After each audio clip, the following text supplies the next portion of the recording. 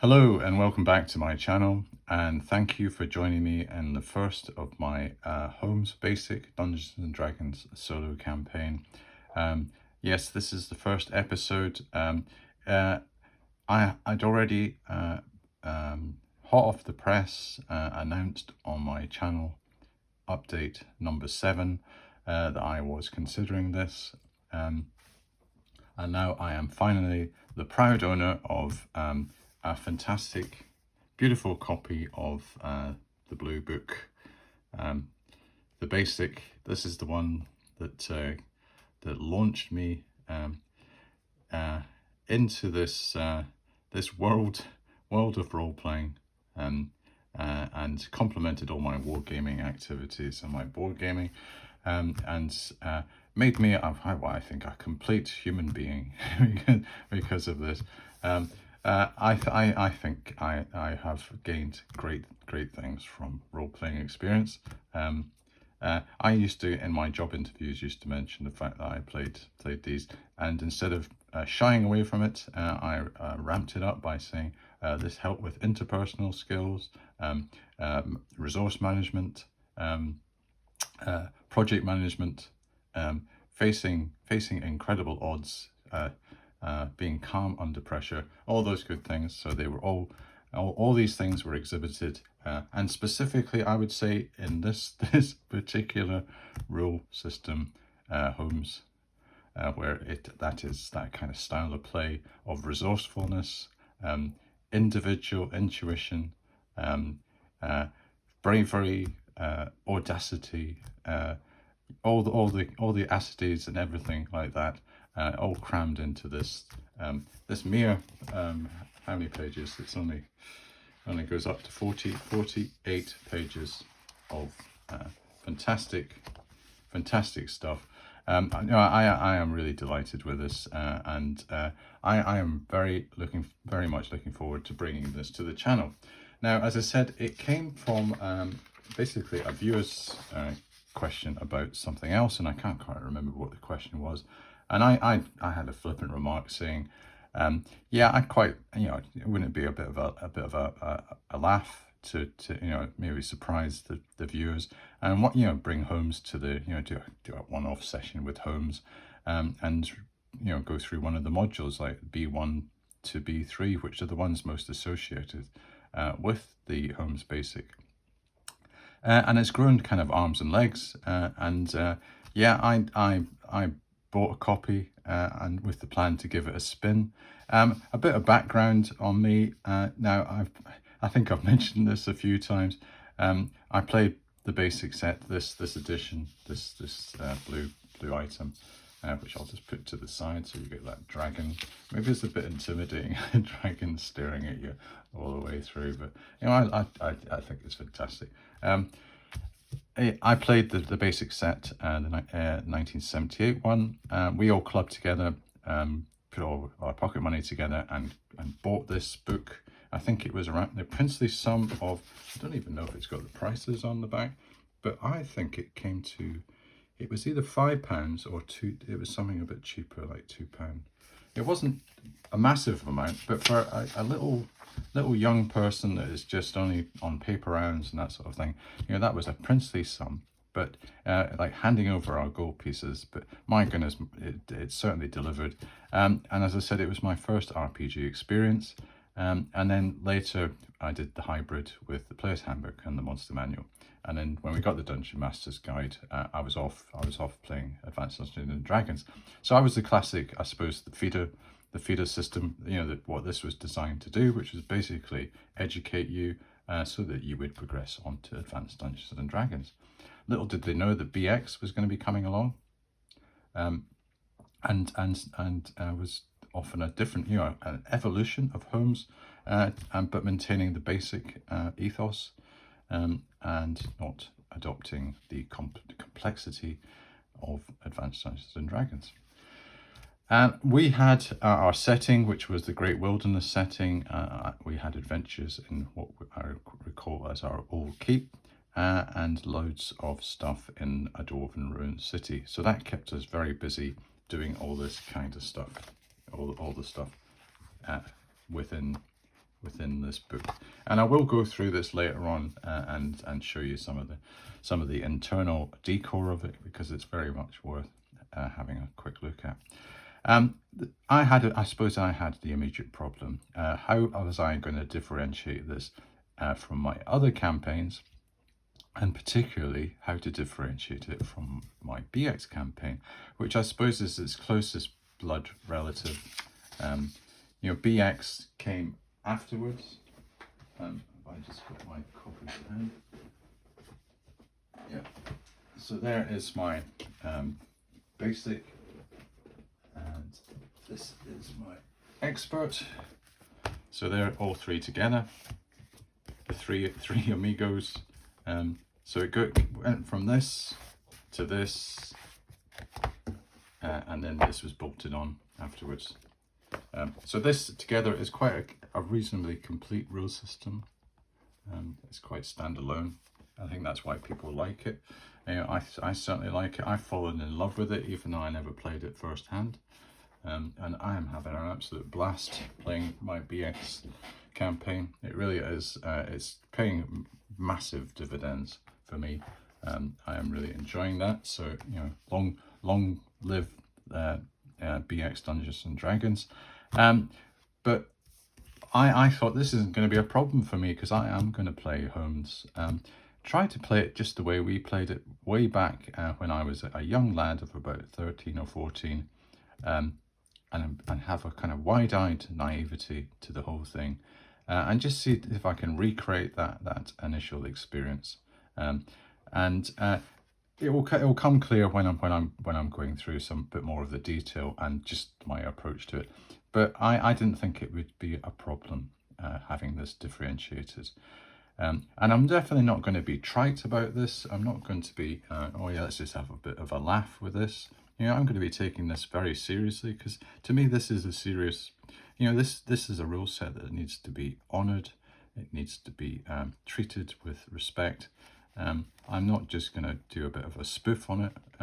This is going to be, I'm going to try and make this campaign a very credible, grounded version of basic Dungeons and Dragons. So no red alert there. I'm not going to just do a bit of a kind of like a funny version. This is going to be very, it's going to be the Brian's channel treatment. So you know what all that entails. And yeah, it's I had some considerations I had outlined in my Channel 7 update. And now I have resolved all those, and I'll be able to illustrate them as we go through the presentation. And once again, it's a passion project. It's going to bring out all my nostalgia, and hopefully a lot of your nostalgia if you played this back in the day. And finally, it's a homage to Dr. Eric Holmes. I think he passed away sadly in 2010, but he's left a very lasting impression, certainly with me, and I'm sure with a lot of other viewers. So we're going to show it respect. So that's out the way. Let's carry on with some of the criteria that I was measuring myself against. So I'm calling it Holmes Basic Dungeons and Dragons Solo Campaign. I was thinking, well, maybe I should call it Basic Dungeons and Dragons Holmes Edition Solo Campaign. But I've heard Holmes Basic as being the term that's used a lot on the internet. So I'm just going to stick with Holmes Basic. Yeah, I've got BX Dungeons and Dragons for the other channel.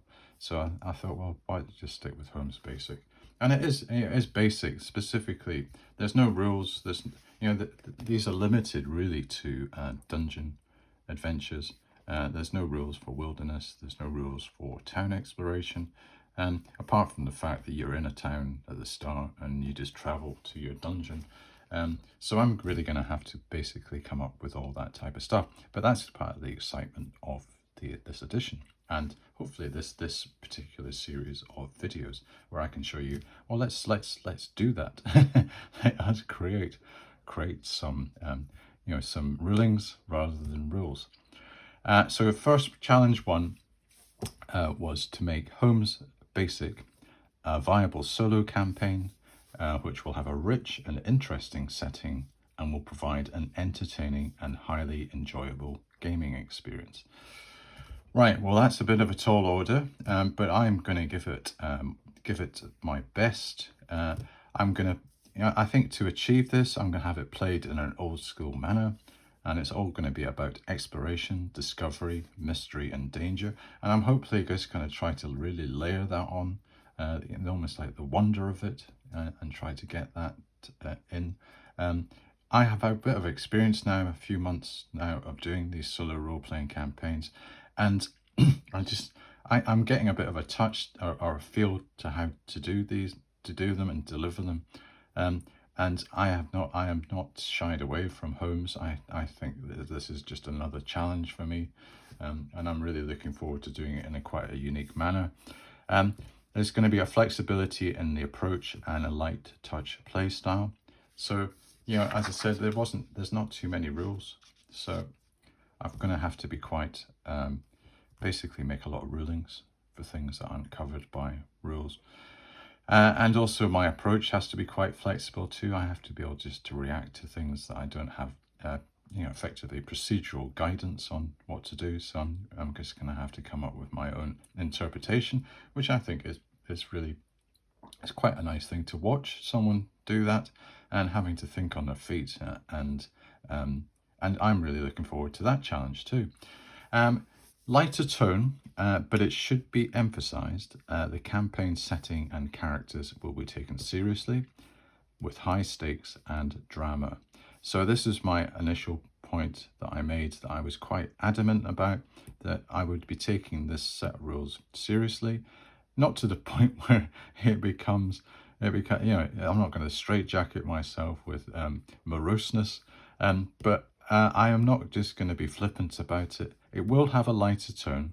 I think my BX, I've been able to demonstrate that I've been a bit more, I wouldn't say cavalier, but I've been a bit more sort of free in my approach. And I've not really got too bogged down in detail. I've just been able to say, okay, that's fine, we'll move on. And I'm not really, and it's kept things flowing. And I think with this Holmes one, it's going to be even more rapid. And I think I'm just going to say, yeah, that's fine. Let's move on to this. This is going to be exciting. This is going to be something that keeps the narrative moving, and not get bogged down in any detail. Because to me, there shouldn't really be any too much detail with the Holmes Basic game. It's all going to be about exploration and trying to solve problems and go into rooms and think, all right, what am I going to have to do here? There's this statue here. It's obvious that it's such and such, but actually it's not. It's something else, and the characters have to work all that out. And I think that's what Holmes is all about, those kind of problem solving and puzzles. So I'm going to have to use quite a bit of, I suppose, my experience to basically simulate that with my solo mechanics. But again, quite looking forward to that challenge. So yeah, so I think I can meet challenge 1 by approaching it in using these supports and these methods. And our challenge 2 was to run this rule system with only a handful of solo tools and mechanics. And to achieve this, now again, this is the bit that I don't really have a massive rules term here. So I'm going to have to use, and there's no solo system for Dungeons and Dragons. Basically, like all my other games, they're all first generation RPGs. So they don't have a solo mechanic really, apart from maybe, I suppose, your Dungeon Master's Guide has got the random wilderness and the random dungeon, but nothing else really has anything really comparable. I'm going to have to really create my own mechanics for Dungeons and Dragons Holmes Basic, but I think that's a nice challenge to set myself, and I don't feel that I need to do an overly complex mechanic.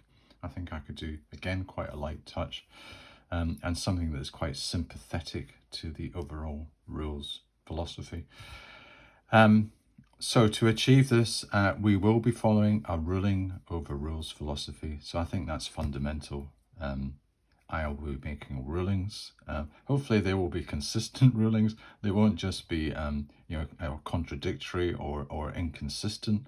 I think that's you're you're into a world of pain if you do that. So I'm going to try and keep a kind of consistency to my rulings. And fairness, I think fairness is the most important thing. If I don't think something's fair, I won't go down that avenue. So I think that's probably the primary override on anything. We will employ a DIY ethos. So I'll be filling in gaps with improvised rules and guidelines and generate my personalized extension to this game. So hopefully by the end of this process, maybe after say 20 to 30 episodes, it will be a mature campaign, and I will have actually a set of guidelines and procedures that I can have alongside this rulebook and say, yeah, I've created my own infrastructure to play this solo, and to give me a complete overall system. So I think that'd be quite an achievement to have. I'm quite looking forward to that and be able to give myself a tick and say, well done, Brian, you got there in the end. So on the this personalized extension to this game, I'm going to be having the solo campaign using my own random tables, bespoke mechanics and tools, with a unique random dungeon mechanic. So this is me going into a bit more of the details of what I'm going to be doing with tables, some mechanics, and a random dungeon mechanic, which isn't just going to be cut and paste from the Dungeon Master's Guide. It's going to be its own thing, and I've got to come up with that. And we will be using the Holmes Companion, so that takes our characters up. It's a 4-page supplement that is semi-official, I think. I don't think it's certainly got the same font as they've got in here. That doesn't always say anything, but it looks similar to this. And it's a 4-page document that goes into all the different classes going up to level 10. So level 10 will be the limit in this universe that I'm in. I'm not going to go any higher. And any additional rules that are included will be added in too. So that covers things like variable weapon damage, that type of thing. But they are, again, they're very limited. They're not really saying, well, a broadsword does 1 to 8 and a dagger does 1 to 4. It's a bit more simplistic than that. But I'm happy with that. As long as it feels comfortable and I'm okay about it. Yeah, I'm fine. I will also, in my setting, I'll leave room for the B1 to B3 modules. And we'll probably play through these at later stages of the campaign. So I'm leaving myself room to go do playthroughs of those three modules, which I think are the ones most linked, or they probably are directly linked to Holmes Basic. I know a few of them were updated for this version, the Basic and Expert, but I think these are the ones that I would probably prioritize as the ones that I would, if I was going to play through a module, it would be one of these three. And I haven't had experience of playing through a module solo, so that could be a first as well. I would quite enjoy doing that. So I have areas of blank areas on the map that I can basically insert, like keep on the Borderlands, stick it there, or any of the other ones, the unknown one, somewhere else. I'll have the facility to do that. And also on the channel's introduction, or actually introducing this to the channel, I am going to have this will be launched as our 5th RPG on the channel, and I am apologizing at this stage. I'm saying sorry for the muscling in, but age before beauty. So this basically has muscled in on Stonebringer and Aftermath. It's just got in front of everybody. But as I said, it's age before beauty, really. Although this is a beautiful thing too. So it's got age and beauty. It gets a special dispensation for being my first role-playing game. Okay, that's fair enough. I see it nowhere on YouTube. So I have not seen Holmes Basic being played at all. You'll be watching first. That's exciting, hopefully. It won't be as regular as the core 4. So I'm saying it's not one of my core 4. It is more something that is special to me. And so it's going to be every 2 weeks or so. You know, it might even be less than that. But let's see how we get on. See if I can how I fit it in. You know, it's going to be quite because it's almost come in as a bit of a wild card out with my overall schedule. I had a big grand plan called the 9, and this has suddenly turned it into the 10, and it's kind of knocked the apple cart a wee bit, and I am almost treating it as a bit of a special entry that gets almost a bit of a buy coming through. And I've just got to treat it slightly differently to any of the other games I'm playing. So I just want to see how it beds itself in before I make any big decisions about its strategic positioning in the overall ranking.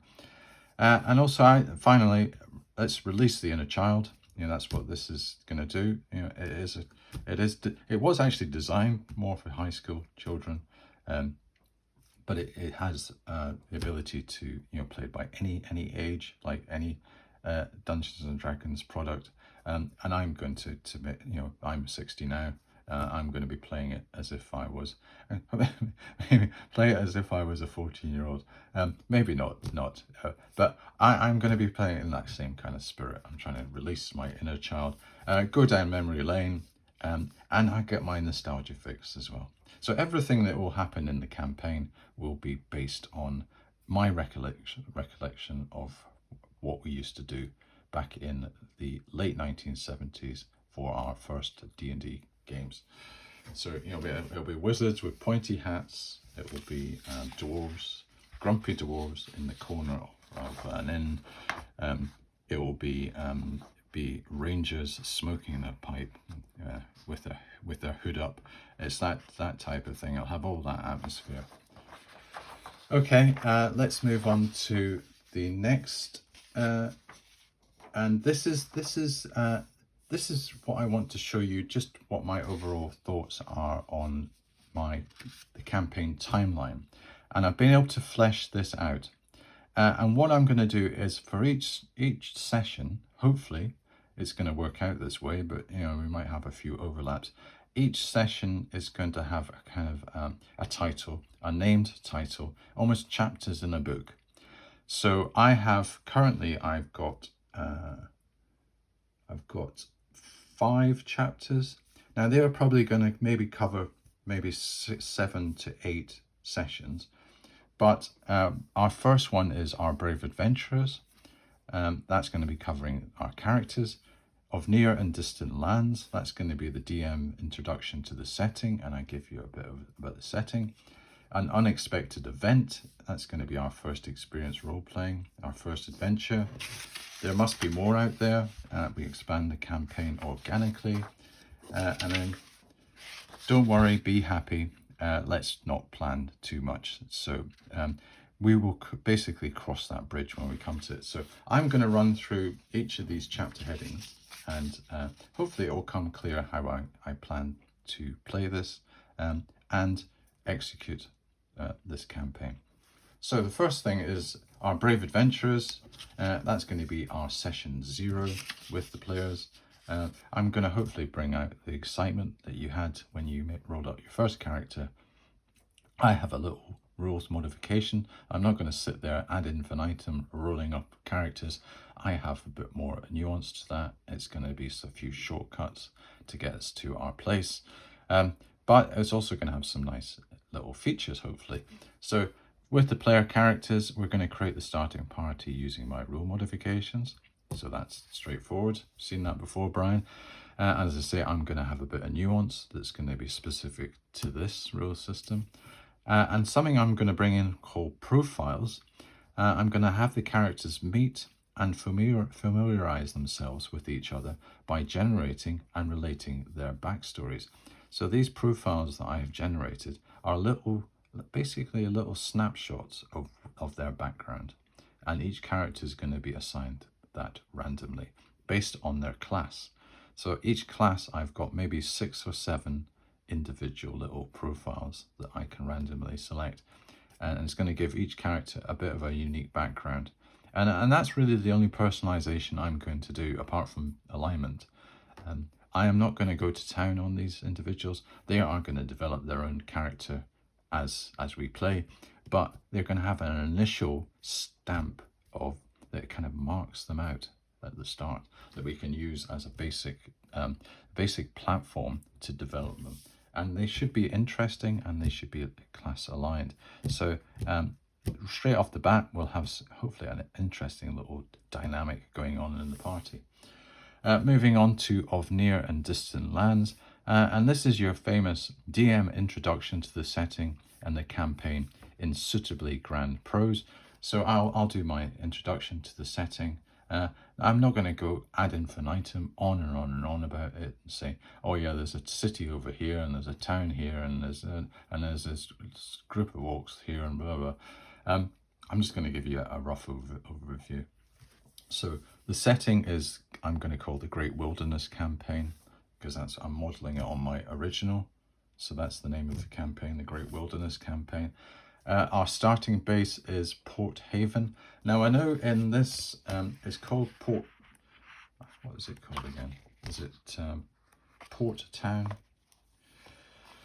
Port Town is, yeah, here's the Xenopus, the sample dungeon at the back. Xenopus, and I think it's called, here's I did speaks about at the channel update about the Green Dragon Inn. Here at the Green Dragon Inn. So there's me, guilty as charged. Plagiarism. I've taken that and used that for myself. But it must be quite Port Town. Well, I've called it Port Haven. I thought that maybe just a bit of a better name for it. And this will act as the character's home and safe zone in this hostile region. It is a large, bustling coastal town on the very edge of the Great Wilderness. Great. So that sets us up. And the starting inn that we're in, that's going to be the rallying point where we place our new characters and begin to stock it with a complement of patrons and our first adventure mission. So, talking about first adventure, an unexpected event, our first experience role-playing. This is going to be our first adventure. And so for the initial adventure, we're going to perform a delve into the local dungeon. And what could that local dungeon be? We will have one defined place of mystery near the town. This is going to be the famous Tower of Xenopus. So yes, we are going to go exploring this thing. So I'm going to have to get my memory boards back online and try to remember, and we'll go through all these little rooms and do all that stuff, and that's going to be a lot of fun, hopefully. And then thereafter, places of mystery, we're going to have rumours of several other dungeon complexes and ruins within 20 miles of the town, and these can be planted in the inn and through our urban interactions. So when we come back from Xenopus, if we come back from the Tower of Xenopus, we're going to have more missions, more adventures seeded through our interactions in the town, through our contacts in the inn. And then thereafter, there must be more out there. We expand the campaign organically. Discoveries, adventure threads, and interactions with our NPCs will lead to other areas in the region. So that's just going to, as I say, just expand outwards naturally through our interactions, through our whatever discoveries we make. And I'm going to create a session decision to dictate what we are doing next. So hopefully in each session I'll say, right, this is what we're going to do next. And maybe if we have some options, I'm just going to roll a dice and determine what the next direction of the campaign is if we are faced with options. So it's not all just going to be a linear progression. I'm going to have a bit of chance and a bit of excitement in there. Yeah, I've got a mechanic called the Rule of 4 in my AD&D campaign. This could be like a Rule of 4, but kind of on steroids, doing a kind of like decision points in the campaign, just to give us a bit of variety. So the characters, say for example, they wanted to go and explore like a dwarven city in the mountains. and they had an option of going to the jungles in the south, the Emerald Labyrinth it's called, and going to a stockade run by equivalent, like analog conquistadors. And I could say, well, the probability is that they're probably going to go to the dwarf place, but there's always a chance they go south. And if they get the role to go south, they go south. And basically, I've got to got to be flexible enough to adjust to that. And we suddenly have adventures in the jungles and steaming jungles, and not in the cold miserable mountains with all these dwarves. So yeah, that is going to that's going to take us up to basically where it's going to be self-perpetuating, and this is where I've got the kind of override. I say, look, don't worry, be happy. Let's not plan too much. Holmes Basic is all about flexibility, so don't worry about too far into the future. And I think that's the approach we ought to say. Let's just not worry too much. Let's see. It will all work out right in the end. Yeah, that's right. Brian says, yeah, it's going to be fine. Don't worry. And we will cross that bridge when we come to it. Ethos. So I think that's the kind of the almost kind of get out is that we don't really need to worry about things too much. Let's not take ourselves or get too stressed out about things. We'll just see what happens when we get to it. And also I've got someone that's going to help us. I'm going to call him the narrator.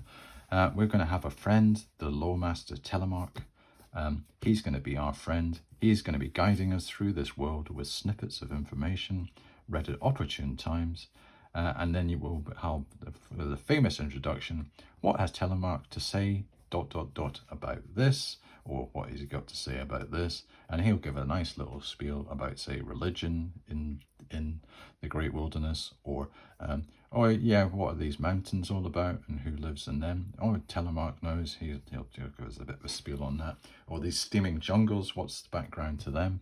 What are the inhabitants there? Do they have any ancient ruins there? What are the legends? That type of stuff.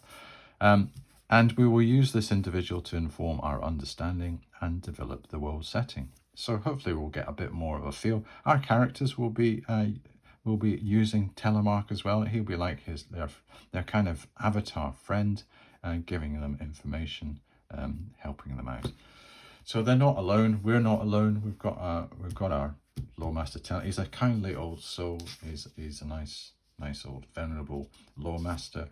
He knows many things about this setting that he can reliably tell us, and we don't have to worry that he's not telling us the truth. And then on the bookkeeping side, we're going to have some administrative tools to add. We're going to have a calendar system to govern the passage of time in the campaign and track our intrepid adventurers and exploits. Yeah, that sounds exciting. And hopefully it'll be quite a speeded up thing. So I'll be going, instead of going by days, it's going to be more a kind of weekly thing with this campaign. And something that I'm going to bring in called my adventure tracker. I'm going to keep a log of accumulated threads and randomly select 1 to 3 of them per week, and advance these using a 1d6 scale of importance. So we're going to have a list to say we have 5 threads going on, which are basically things that are happening in the campaign that could be of interest to our characters. I'll select, say, 1 to 3 of them every week, and then I'll use a 1d6 roll to say, well, actually, if it's a 6, you've really got to move this along. It's important.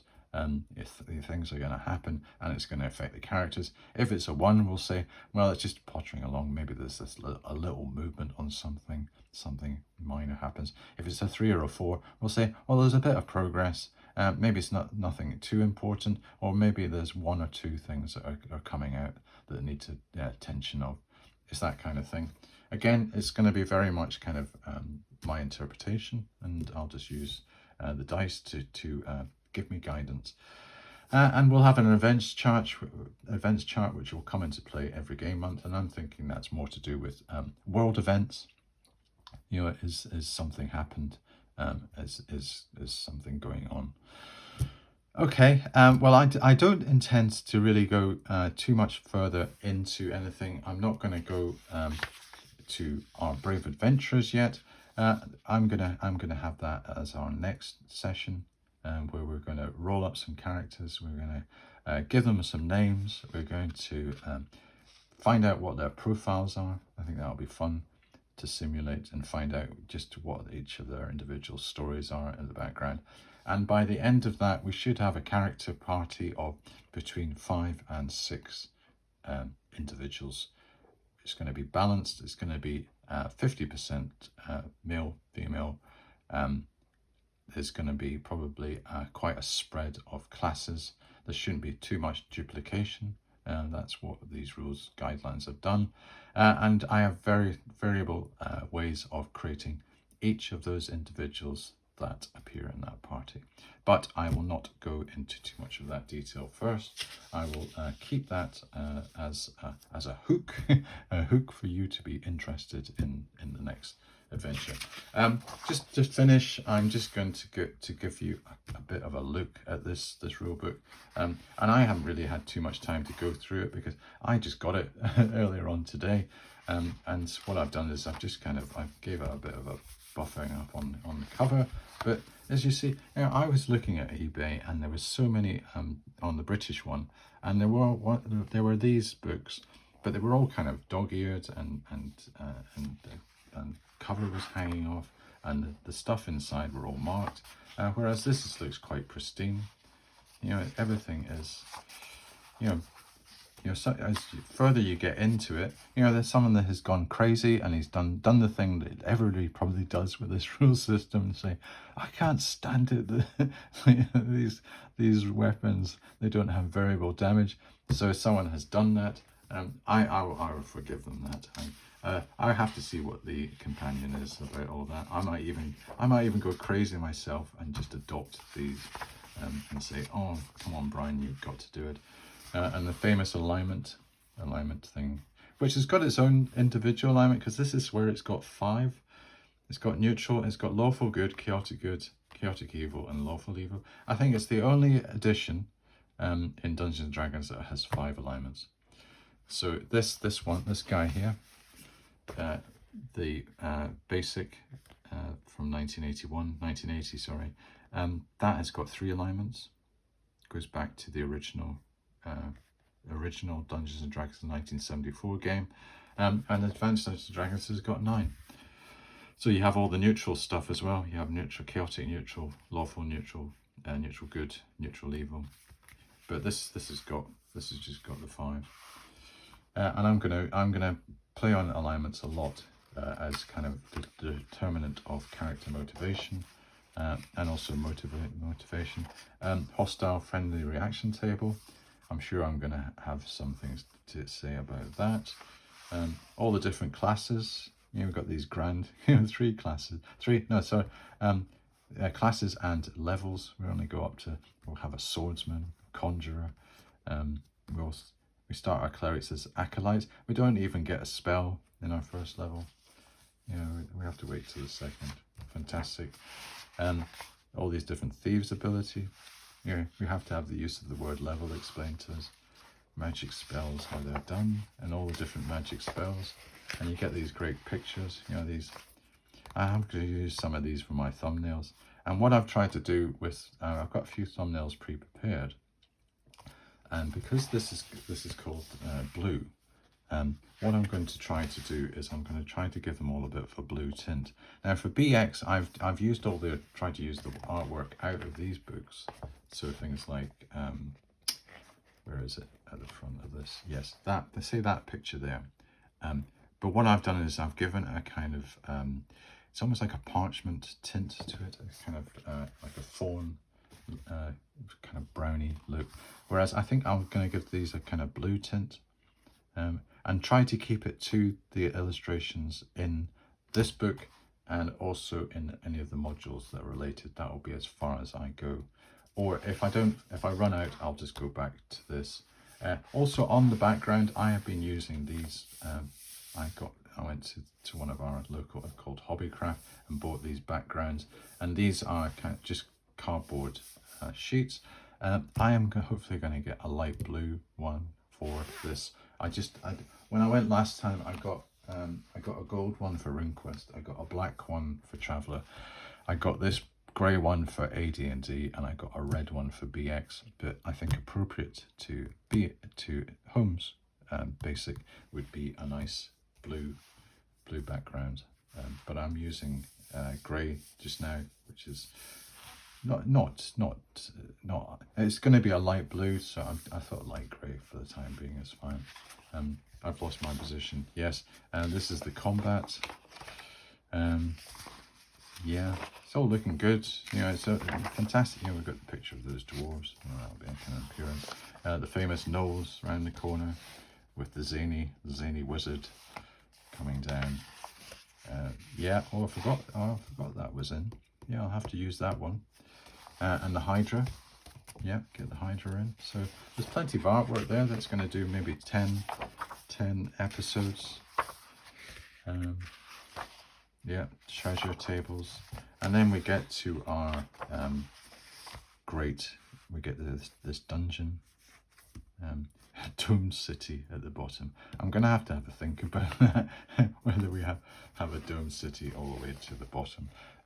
So, you know, I have artistic license when it comes to the Tower of Xenopus and how far down I think it should go. But yeah, let's see how we get on. We're certainly going to be doing something in these locations. And basically we'll be straight in there doing the business with the characters. You know, they'll be turning undead, they'll be fighting, they'll be casting spells, they'll be doing everything straight off the bat. And because it's a rules light system, it'll be quick, it'll be bloody, it'll be non-stop action, loads of exploration. Yeah, it should be quite relentless. I'll be out of breath after every episode, but hopefully this has given you a bit of a taster, a tantalizer, whatever word you want to use, and you are intrigued, and as intrigued as I am to play this and see what happens, really. See how it evolves, see how it develops, with the proviso that it is not a core product. It's not a core RPG on my channel. It's much more of a kind of passion project, an outlier.